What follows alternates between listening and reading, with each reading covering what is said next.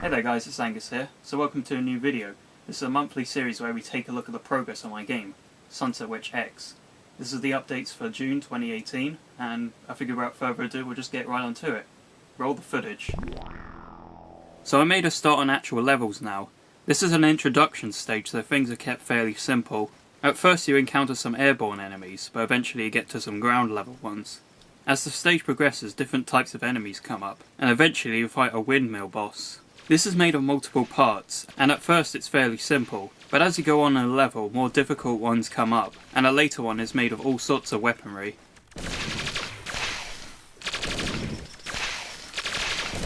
The second stage starts out with puzzles, and it's here you find out that you can break walls and eventually collect a skull item.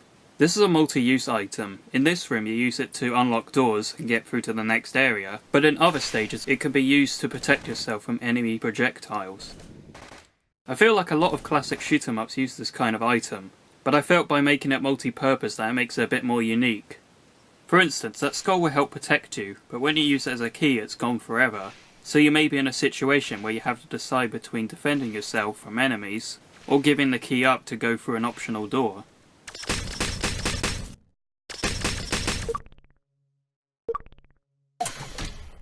Now we're back in the shoot 'em up areas. In this indoor pond I decided to play with perspective. You have robotic fish that jump out the water, and you also have robots on the side paths.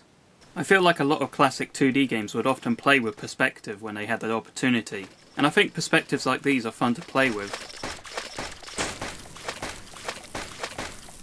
Next we have a cathedral stage. On top of scrolling left to right there are also vertical parts too. There are also parts where the camera locks so you can't go up and down, and this is done to give you more focus on that current area.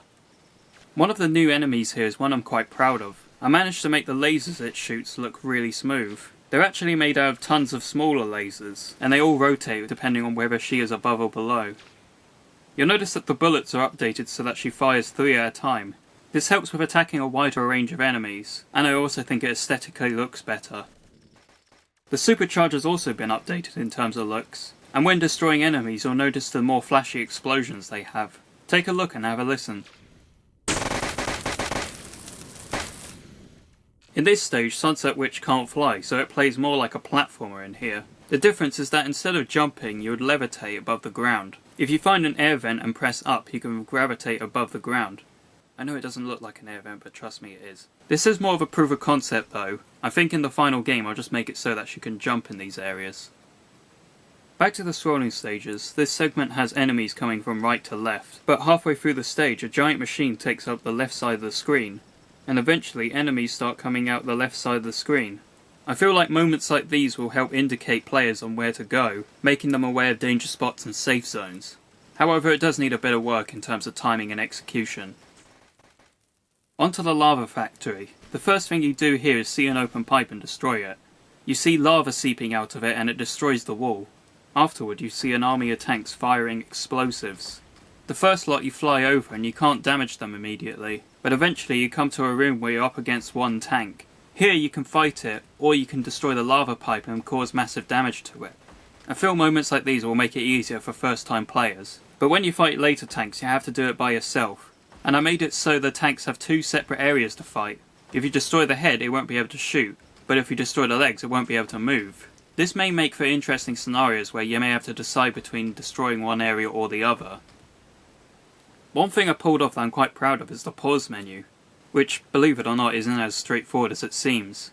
You have the option to reset the level or quit the game. So far all the fonts you see here are just hand-drawn sprites, which I kinda like it being this way. It makes it feel a bit more personal. But that's most of the progress gameplay wise. I decided at this point in development I'll nail down some of the level ideas, and I made some concept art to help illustrate them.